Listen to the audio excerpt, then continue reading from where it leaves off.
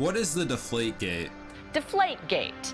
Tonight, the New England Patriots are fighting back against accusations of unsportsmanlike conduct. Did they deflate footballs during their championship game to gain a strategic advantage? Not that one. We want the real Deflategate. Now to the Nascar version of Deflategate. You may remember the NFL investigating the Patriots for taking air out of footballs. Well, now NASCAR is trying to figure out if some drivers letting air out of their tires to get an edge. And one of the sport's biggest stars is speaking out. ABC's Ryan Smith has the story. This morning, NASCAR could be facing its own version of Deflategate.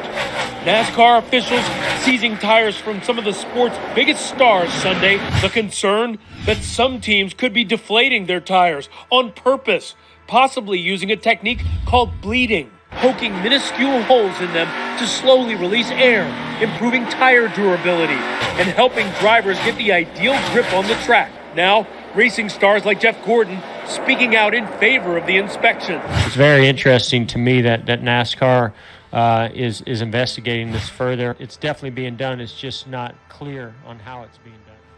The Deflategate in NASCAR, also known as tire bleeding, is a controversial and illegal practice. It involves adjusting the tire's pressure during a race to gain a competitive advantage.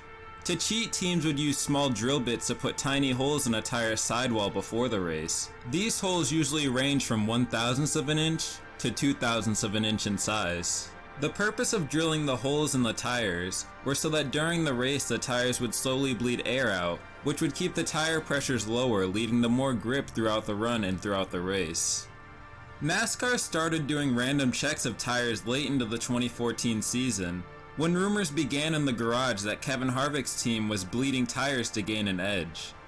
Harvick would go on to win the championship, and NASCAR would never reveal any penalties from it. However, after the first few races of 2015, more teams would be accused of deflating tires, leading to NASCAR again seizing the tires of Harvick, along with Joey Logano following Harvick's win at Phoenix. Both drivers would clear inspection with no issues.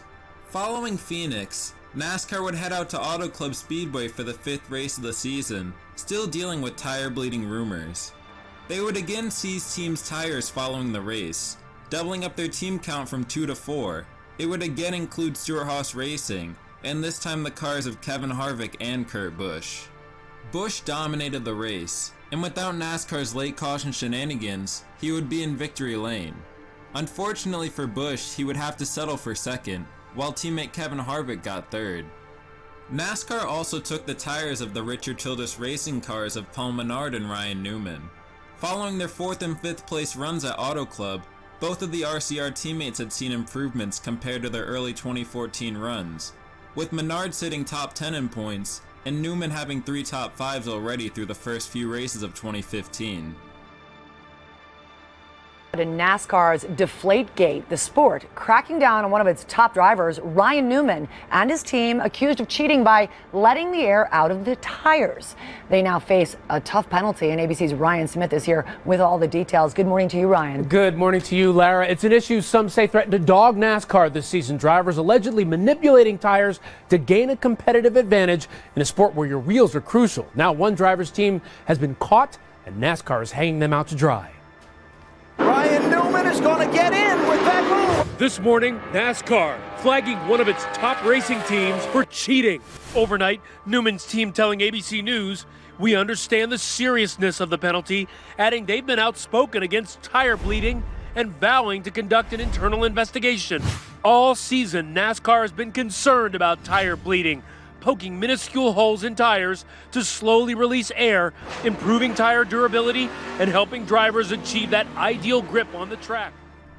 Unfortunately for Newman, however, when NASCAR came to Martinsville for the next race, it was announced that after the testing concluded, Ryan Newman and the number 31 team were found to have been tire bleeding, which led to a major L5 penalty of being fined 75 driver and owner points, which is the equivalent of nearly 2 full-time races, and his crew chief Luke Lambert was fined $125,000 and suspended for 6 races after tires taken from the Auto Club race. In levying the penalties, NASCAR cited section 20.16.1 of its rulebook. Any device, modification, or procedure to the tire or wheel, including the valve stem hardware that is used to release pressure from beyond normal pressure adjustments, from the tire, and/or inner shield will not be permitted. Following the penalty, Newman would drop from 6th to 27th in the standings, and he would back that up with a 27th place run at Martinsville the next race.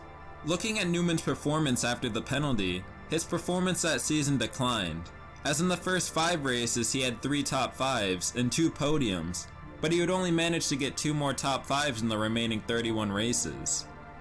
Newman was still able to point his way into the playoffs, and he would finish 11th in the final standings after being eliminated in the round of 12.